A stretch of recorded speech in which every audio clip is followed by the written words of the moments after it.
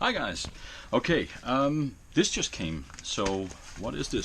Well, it's something that makes me eager to open it. Let me do this. I should show you. I figure I might as well do a video of this thing right now. Sorry about the mess, but I don't care. There we go. It's the new BeeBrain, which is basically a flight controller for the Inductrix Tiny Whoop.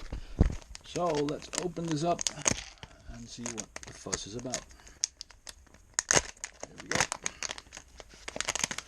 So in the package, we've got a very small, very nice looking board with 4 connectors for the motors, 1 for the battery, and an antenna. And then we got these, which I assume are some kind of standoffs. So yeah, gonna put this thing together, and seems like there's some paper in here as well. But there's actually no instructions on how to do it. See, I never understood that part. I never understood why people do that. I mean, I can figure out how to put this on, but why wouldn't they provide an instruction? Stupid.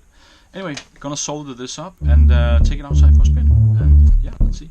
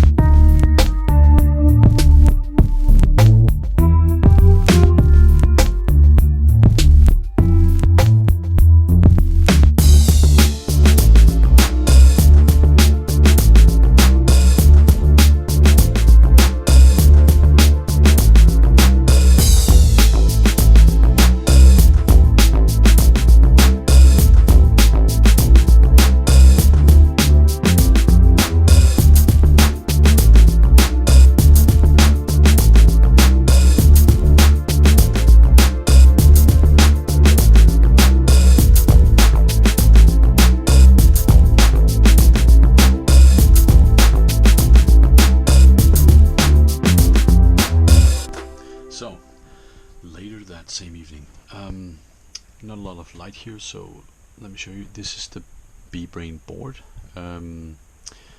Well, basically, when you're putting this together, you have to swap the motors. So these 2 motors actually go over here and vice versa. You also have to put the propellers much like a normal quad, so these are facing inwards, and these are the same, these are the same. As for how it flies, well, I've put up the video you've just seen, and in the beginning I wasn't pleased. I actually thought that it wasn't as good as I hoped it would be, but I kind of get it now, and I'm actually preferring it now. It seems like if you're flying in the acro mode, it's very easy to do flips like this or flips like that, but the real issue is that whenever you do something like that, on a normal quad you would punch the throttle and then you would cut off the throttle. And having the air mode actually carry you while you do this. If you do the same thing on this, it's just gonna drop. It just feels too heavy. Also, as you can see now, my camera is almost at the center of it right now, and I noticed a lot of people have their camera way further out.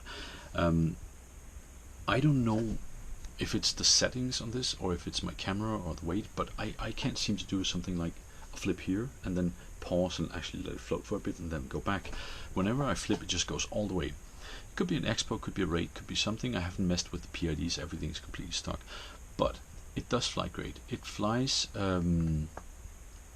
differently than it did before, of course, and in a much better way. It's much more aggressive, and it feels much more competent. Has a lot of power, and it just flies like it did before, just much better, with much more control. The only issues you're going to have with it is that when you're trying to do the drops like you would a normal drone, when you cut off the throttle and the air mode kicks in, that's where a normal drone would go like, or normal quad, sorry. This one does the same thing, but because of the weight ratio of it and because of the heaviness, and you know, it just drops like a stone. It drops less than it would before, but it still drops like a stone. So I don't know, maybe with different motors you can do the beautiful, you know, turns around and stuff like that, but you can't do that right now. Every time you point your nose down, you're going down fast. On the other hand, it is much more controllable now, it is much faster now, and you just need more space for it. My garden isn't very big, and there's a lot of branches and bushes and shit, so it's not difficult to fly it in there. But I will say that going out on a parking lot with this now becomes really interesting, because before it felt too small to do that. It felt kind of boring to me, at least. Now I can definitely see the point in it.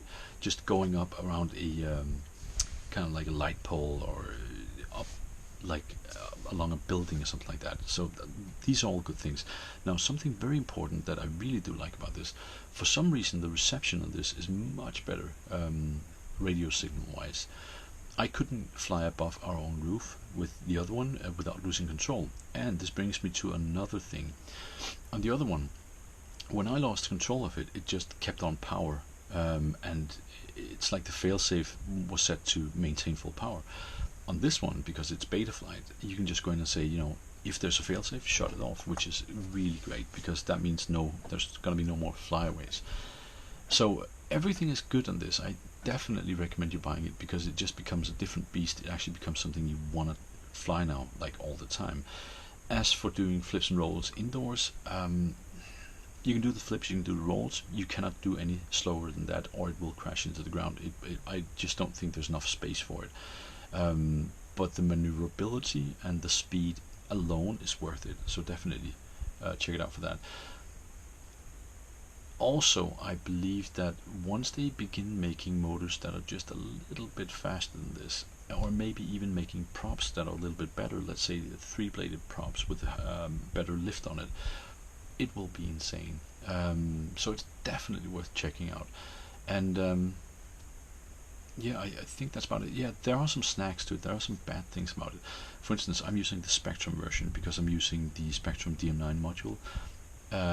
It binds perfectly, but whenever I power up the whole thing, like this first and the radio, or the radio and this first, every 4th time or so it won't bind. I simply have to unplug the battery and plug it back in for a few times, and then it binds. I don't know why. The other thing is, it's set on the piece of paper that came, and also in the instruction manual, that if you have the Spectrum version, just bind and fly. Mine wouldn't. My channels were all fucked up. You have these channel settings that are AETR, aileron, elevator, throttle, and roll. That's what the beta flight, when I logged into this first time with the beta flight, it was set up for AETR. Mine is now set up for TEAR, T-E-A-R, because that's the only way I could actually get this to respond to the right channels on the right sticks. So that's another thing.